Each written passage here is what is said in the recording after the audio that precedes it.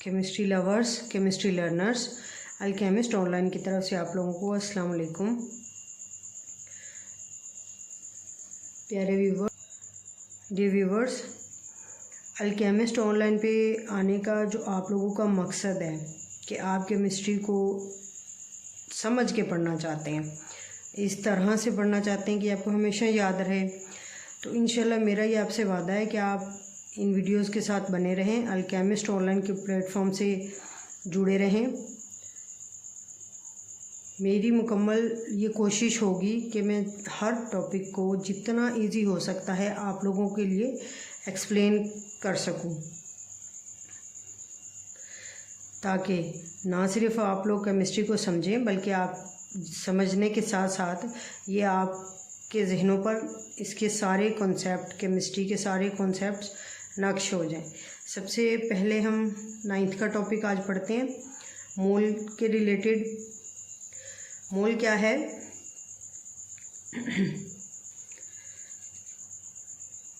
Substance जो atom, ions, molecules या formula units के बने होते हैं। किसी सब्सटेंस के अंदर अगर पार्टिकल्स की तादाद एवोगाड्रोस नंबर के इक्वल हो, एवोगाड्रोस नंबर जैसे कि प्रीवियस लेक्चर में हम पढ़ चुके हैं, 6.02 multiply by 10 to raise by 23 को एवोगाड्रोस नंबर बोलते हैं। किसी सब्सटेंस के अंदर, आया वो एटम हो, मॉलिक्यूल हो या फार्मूला यूनिट हो, उस सब्सटेंस के अंदर अगर पार्टिकल की तादाद एवोगाड्रो नंबर के इक्वल होगी तो वो उस सब्सटेंस का एक मोल कहलाएगा। इसी तरह मैस की तरफ आएँ तो एटम का mass atomic mass, molecular mass molecule का मैस होता है, फार्मूला मैस किसी भी आयनिक कंपाउंड के फार्मूला यूनिट का मैस होता है। इन मैसेज को अगर हम ग्राम्स में एक्सप्रेस करें तो उन मैसेज को हम सिंपल मैसेज के बजाय मोलर मैसेज बोलते हैं, और यही सब्सटेंस का मोल भी कहलाता है। यानी कि एटॉमिक मैस, मॉलिक्यूलर मैस और फार्मूला मैस को जब आप ग्राम्स में एक्सप्रेस करते हैं तो वो किसी भी सब्सटेंस का मोलर मैस कहलाता है, और उसी मोलर मैस को सब्सटेंस का मोल भी बोलते हैं।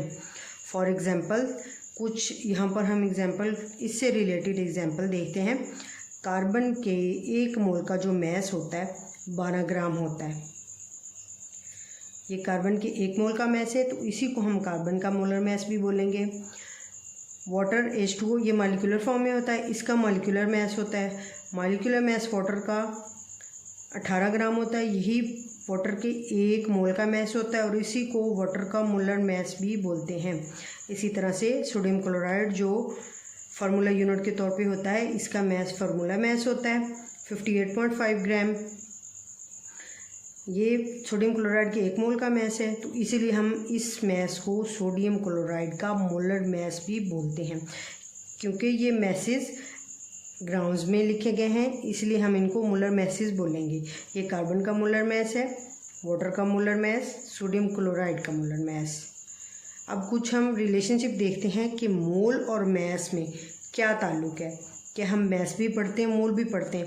तो मोल में यहाँ तक तो हमें क्लियर हो गया कि मोल क्या है, किसी भी चीज़ के अंदर एवोगाड्रोस नंबर के इक्वल पार्टिकल्स की तादाद, यानी कि 6.02 multiply by 10 to raise by 23 जब किसी चीज़ के अंदर पार्टिकल मौजूद होंगे तो फिर हम कहेंगे कि वो उस चीज़ का, उस सब्सटेंस का एक मोल है।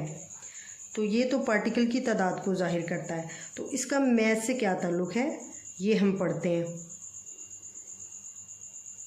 हम रिलेशनशिप देखें तो इस तरह से इसको लिखेंगे, नंबर ऑफ मोल्स इक्वल होते हैं known mass of a substance divided by molar mass of a substance.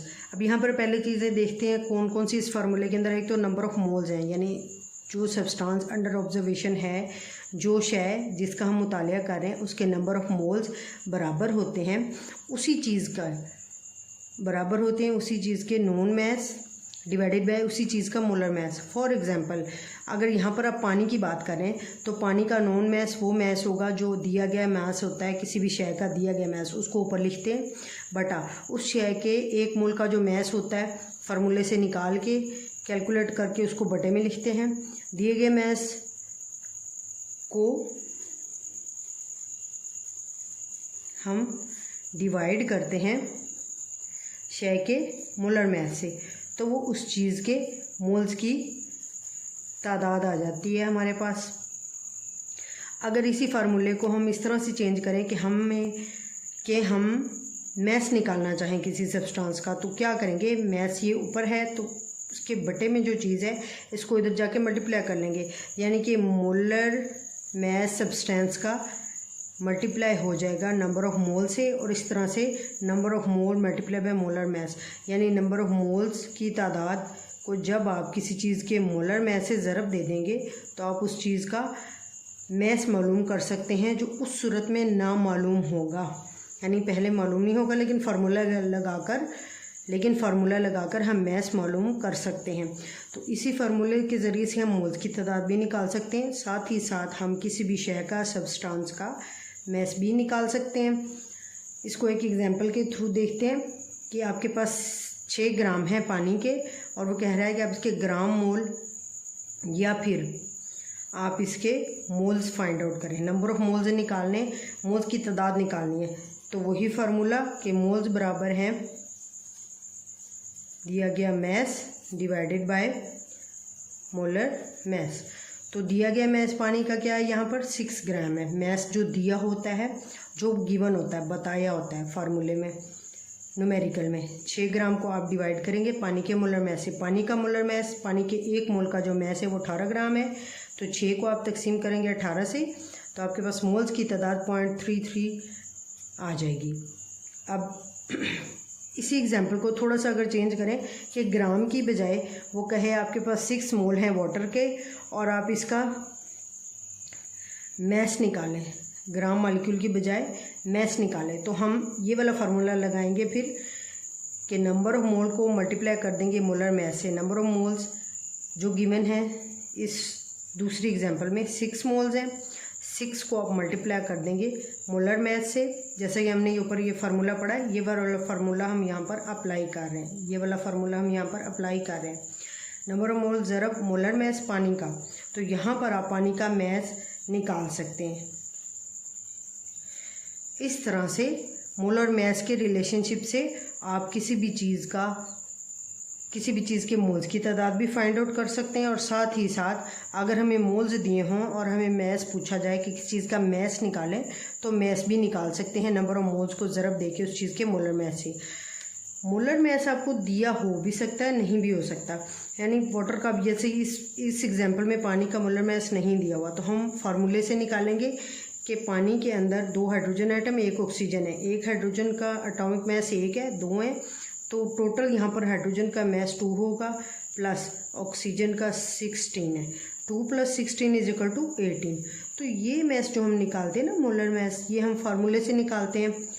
इसके लिए हमें एटम का मैस पता होना चाहिए, जो भी चीज़ें मिलकर, इसके लिए हमें सब्सटेंस के अंदर मौजूद, किस शय के अंदर मौजूद एटम के मैस के इल्म होना ज़रूरी है। तो जब हमें वो पता होगा तभी हम मोलर मैस निकाल पाएंगे। तो इस तरह से पानी का मैंने बता दिया। इसी तरह से बाकी जो कंपाउंड्स हैं उनका भी हम फार्मूला को देखते हुए, 1 मोल के फार्मूले को देखते हुए उनका मोलर मैस निकाल लेते हैं, और फिर उसको फार्मूले में दर्ज करके नंबर ऑफ मोल्स भी फाइंड आउट कर सकते हैं, और साथ ही साथ किसी चीज़ का नामालूम मैस भी निकाला जा सकता है। आज का टॉपिक हमारा यहीं पर ख़त्म होता है। डियर व्यूवर्स, मेरे चैनल को अल्केमिस्ट ऑनलाइन को सब्सक्राइब करना मत भूलिएगा, क्योंकि वीडियोस तो आप लोग देख रहे होते हैं, लेकिन वीडियोस देखने के साथ साथ सब्सक्राइब लाजमी किया करें, बेल आइकन को प्रेस कर दिया करें ताकि हर आने वाली वीडियो आप तक पहुंच सके, आपके बेल आइकन में नोटिफिकेशन बार में शो हो सके, और आपका जो ये इल्म है केमिस्ट्री का, इसमें निखार आ सके। Thank you so much. अपना ख्याल रखें, अपने प्यारों का ख्याल रखें। अल्लाह हाफिज़।